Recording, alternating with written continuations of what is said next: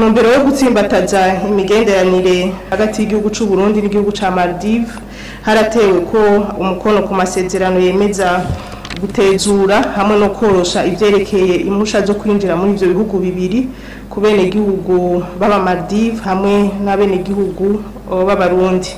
Aho hari ku itariki ya 26 kwezi kwa kane umwaka wa 2023 biciye mu buserukizi bw'igihugu c'u Burundi buri mu gisagara ca New York.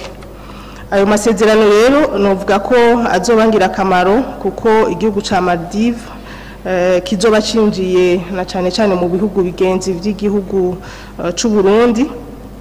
Igihugu ca Maldives n'u Burundi bikazoshobora gushigikirana haba mu vya politike, mu vy'imibano canke mu vyo guhanahana urudandazwa canke mu vyo kungurana ubwenge canke ibindi bikorwa vy'iterambere.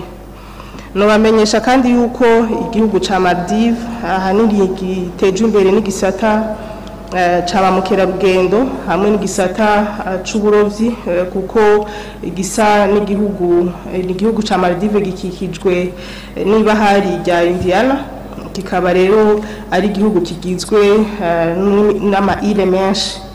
Ivyo rero bizofasha na cane igihugu c'u Burundi kurahura ubwenge mu itunganywa neza bw'ibisata vya mukerarugendo n'ibisata vy'uburovyi.